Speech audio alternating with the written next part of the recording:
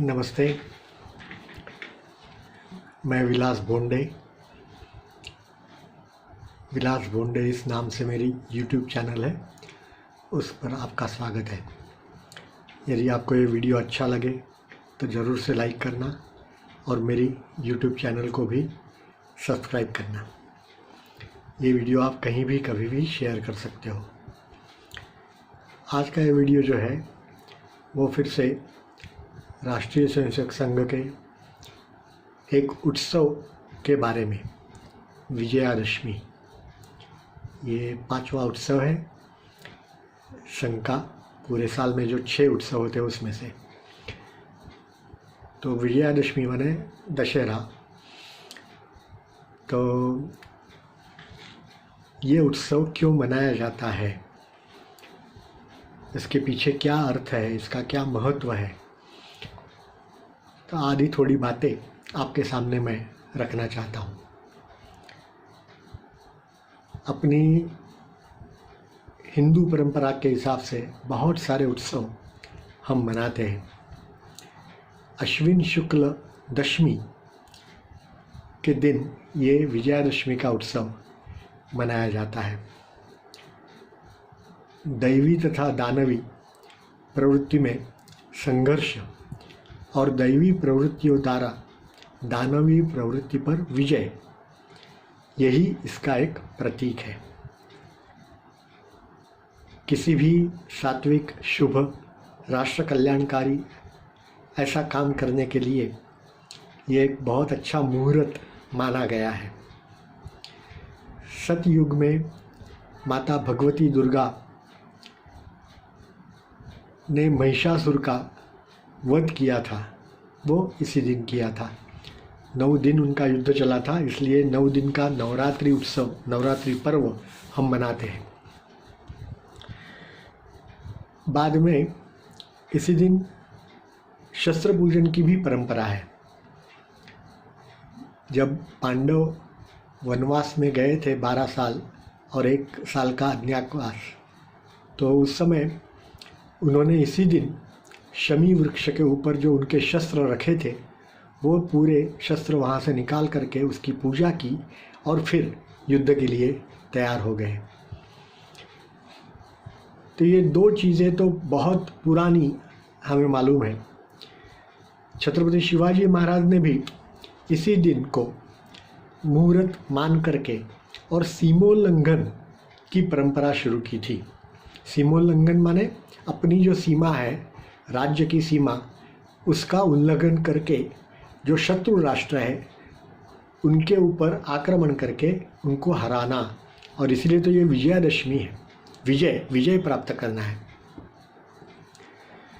रामलीला और दुर्गा पूजा ये भी इस पावन स्मृति के साथ ये भी जुड़े हुए हैं।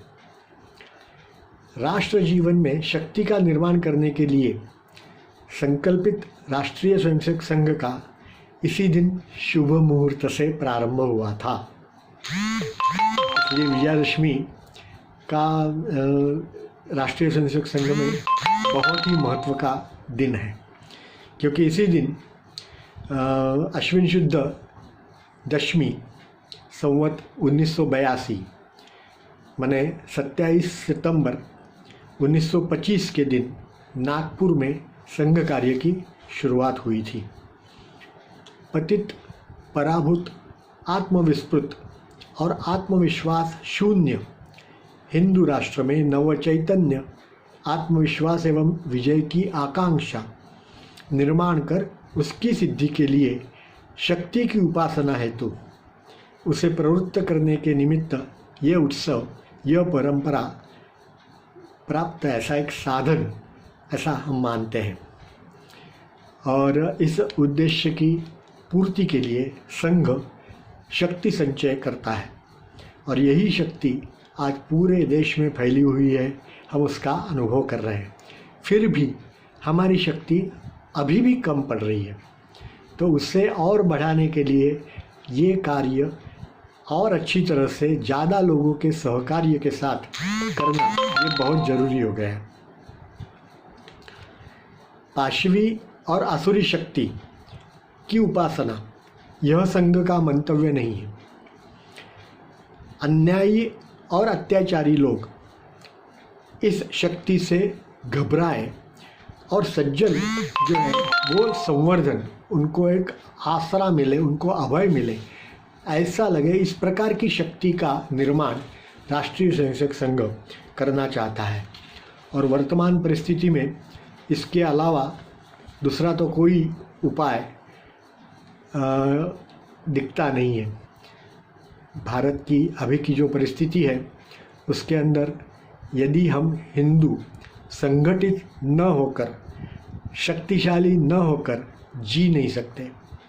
हम हिंदू शक्तिशाली नहीं थे, इसीलिए तो बार बार परकीय आक्रांताओं के आक्रमण का शिकार हुए।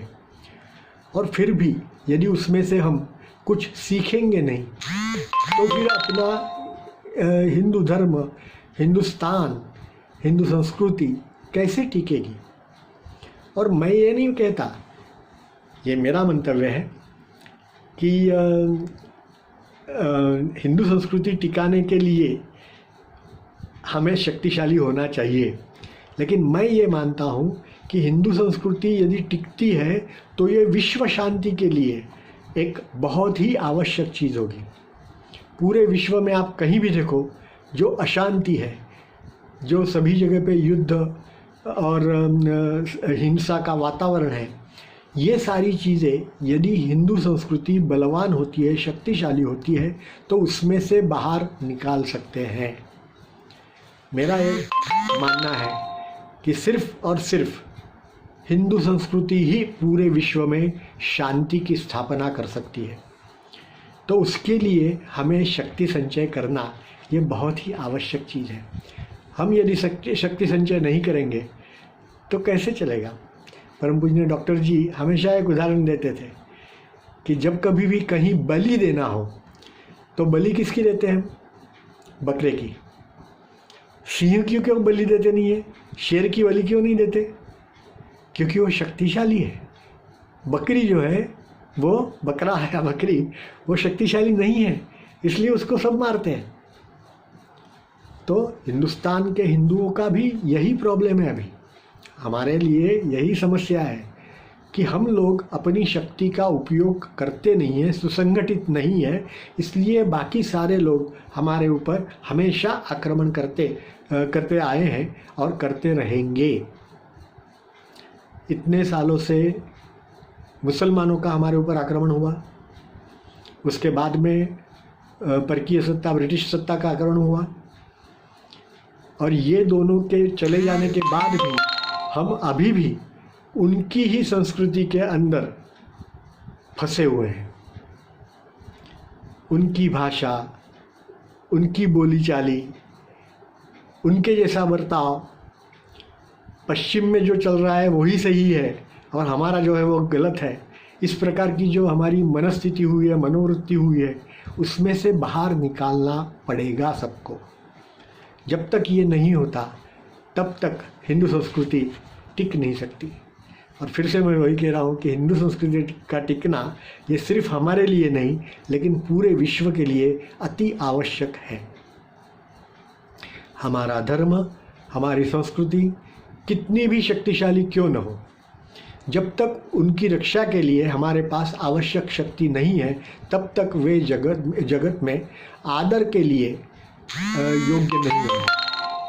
हम शक्तिहीन हैं, इसी कारण हमारा धर्म और जाति इस दीनहीन दशा को पहुंचती हुई नजर आती है। हम पर जितने भी आक्रमण अन्यथा अन्याय हुए हैं और आज भी हो रहे हैं, उसका उत्तर एक ही हो सकता है, हम प्रचंड शक्तिशाली बने। यह हम संगठन के द्वारा ही उत्पन्न कर सकते हैं, अन्य किसी मार्ग से शक्ति संचय नहीं हो सकता। आज हमारा हिंदू समाज दुर्बल है। हिंसक वृत्ति के लोग कमज़ोर समाज की कौड़ी भर की परवाह नहीं करते। हम देख रहे हैं, ये कश्मीर में से हमें क्यों निकाला गया, अभी अभी बंगाल में से क्यों निकल रहे लोग और आसाम में जाकर के शरण ले रहे हैं। तो ये चीज़ तो सभी जगह पे धीरे धीरे होने वाली है। यदि हम शक्तिशाली नहीं बनेंगे तो हम कहाँ आसरा लेंगे? बाकी सारे धर्मों के लिए तो उनके लिए अपने अपने अलग अलग बहुत सारे देश है। हिंदू के लिए कौन है?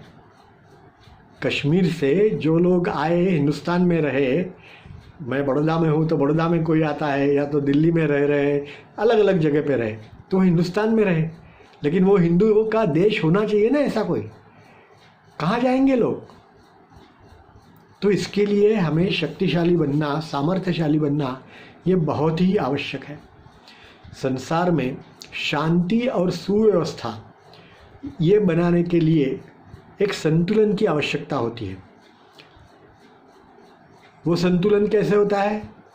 बलवान और बलहीन, ऐसे दो लोग साथ में नहीं रह सकते। हम जब तक बलवान नहीं होंगे तब तक दूसरे समाज के लोग हमें हमेशा नीचा दिखाएंगे, हमारे ऊपर आक्रमण करते रहेंगे और एक जगह से दूसरी जगह पे हमें ढकेलते रहेंगे। तो विजयादशमी का जो है वो यही महत्व है कि विजय ही विजय है। ये हम मान कर के चलें। ये यदि हम मान कर के काम करते हैं तो ही हमारा जीना सफल हो सकता है।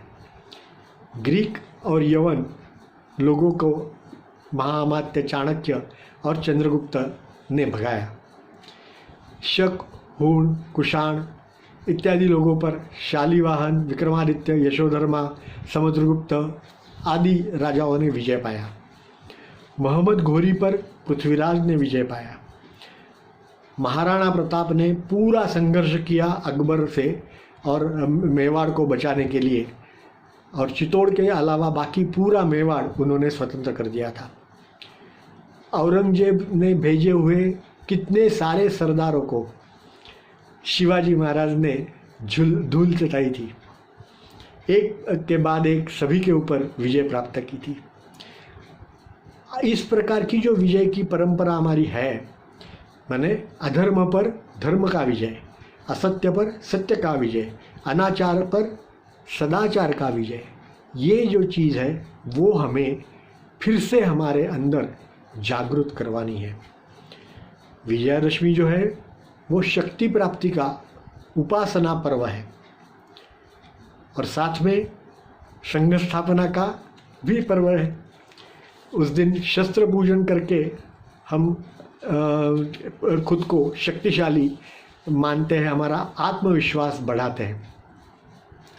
तो ये सारी चीज़ें याद रखकर और हमें विजयादशमी का पर्व मनाना है। संघे शक्ति कलौ युगे, ऐसा कहते हैं कि कलयुग में, ये जो अभी कलयुग चल रहा है उसके अंदर संगठन की शक्ति बहुत महत्व की है। लोग सब साथ में होकर के जो काम करेंगे, हम देख रहे हैं वो। एक मुस्लिम को आप कुछ भी कहते हो, अरे सरकार भी, पुलिस भी उनके सामने कोई एक्शन लेती है तो उस मुस्लिम को बचाने के लिए 1000 मुस्लिम साथ में खड़े हो जाते हैं कि नहीं? और उसी से सब लोग डरते हैं। हिंदू को सभी लोग लात मारते हैं क्योंकि उसके पीछे कोई खड़ा नहीं रहने वाला, सबको मालूम है। क्रिश्चियन मिशनरी जो है वो इतना सारा काम कर रहे हैं, क्यों? तो जो क्रिश्चियन देश है वो सभी उनको पैसा दे रहे हैं और उनको सामर्थ्य प्रदान कर रहे हैं। उनके सामने कुछ भी कहने के लिए यदि सरकार कुछ कोशिश करती है तो उनके ऊपर दबाव डाला जाता है। हिंदू के लिए बोलने वाला कौन है? हम ही नहीं बोलेंगे तो कौन बोलेगा अपने हमारे लिए? हमें ही काम करना पड़ेगा। भगवान भी उसकी मदद करता है जो खुद की मदद करता है। तो यदि ये चीज़ सही है, सत्य है, तो हमारा जागरण, हिंदू जागरण, ये बहुत आवश्यक चीज़ हो जाती है, हमें करनी पड़ेगी। लेकिन उसके लिए एक अनुशासन चाहिए। अनुशासित लोग ही कुछ काम कर सकते हैं। हम अनुशासित है क्या? नहीं। हम सब लोग विशेष करके अभी ये कोरोना के अंदर भी आपने देखा होगा कि पश्चिमी देशों में भी एक स्वतंत्रता, हमारा स्वातंत्र्य जो है उसके ऊपर किसी का भी हमला जो है वो हम सहन नहीं करेंगे। स्वतंत्रता और स्वच्छंदता, इसमें फ़र्क करना ये हमें सीखना पड़ेगा, सभी लोगों को सीखना पड़ेगा। एक जगह पे एक समाज की दृष्टि से जब हम रहते हैं तो सभी के साथ हमें एडजस्ट होकर के, सभी के साथ सहकार्य करके हमें रहना पड़ता है। और वही तभी संगठन वो हो सकता है ना, क्योंकि हर एक आदमी का अलग अलग स्वभाव है। उस स्वभाव के हिसाब से दूसरा आदमी थोड़ा चलेगा। सभी को यदि साथ में लेना है, संगठित करना है, तो हमें एक दूसरे के साथ सहकार्य करके, संगठित होकर के और हमारा रास्ता तय करना है। तो ये यदि हम कर सकते हैं तो ही हमारा भविष्य उज्जवल है, अन्यथा मुश्किल है।